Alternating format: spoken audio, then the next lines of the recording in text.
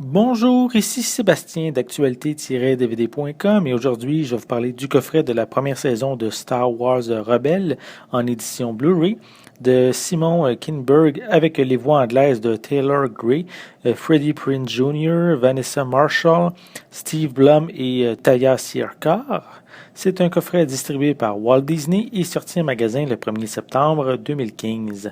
La série se déroule à une époque où l'Empire tente d'asseoir son emprise sur l'univers, traquant jusqu'au fin fond de tous les systèmes les derniers chevaliers Jedi et les membres de la Résistance. Mais quelques habitants d'une planète contrôlée d'une main de fer par les forces impériales décident d'unir leurs forces pour lutter contre l'Empire.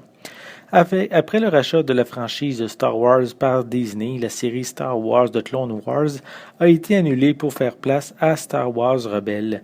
Clone Wars se situait entre les épisodes 2 et 3 et avait pris de la maturité avec les saisons pour satisfaire le public adulte tout en captivant les enfants. Pour Star Wars Rebelle, on sent que Disney mise un peu plus sur le jeune public. Ils ont gardé un style graphique semblable à Clone Wars, mais on remarque quand même quelques différences.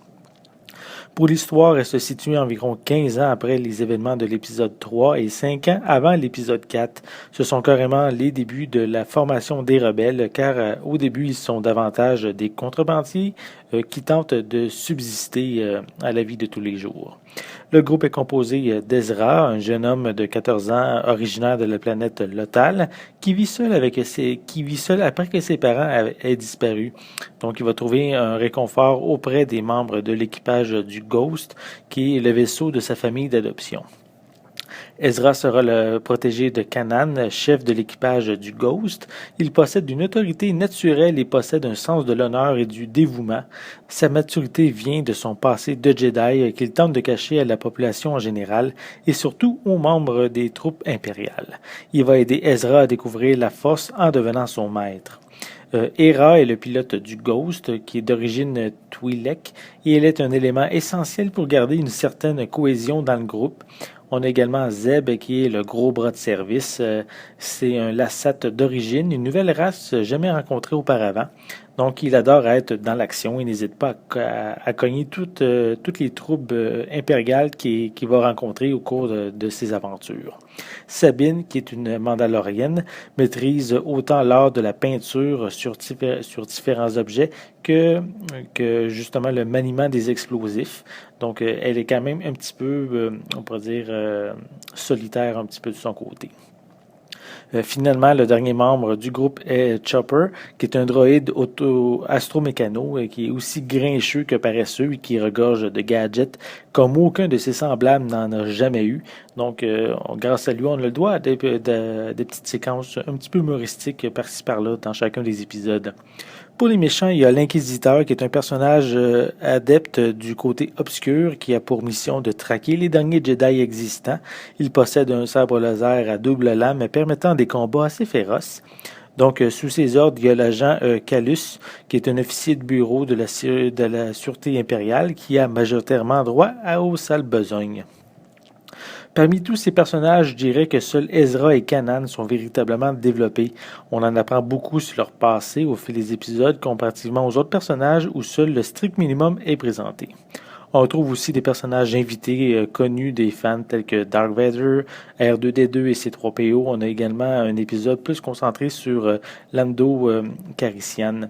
Donc il y a aussi un autre personnage vraiment plus important que je ne vais pas dévoiler ici sans révéler vraiment certaines informations assez importantes pour la série.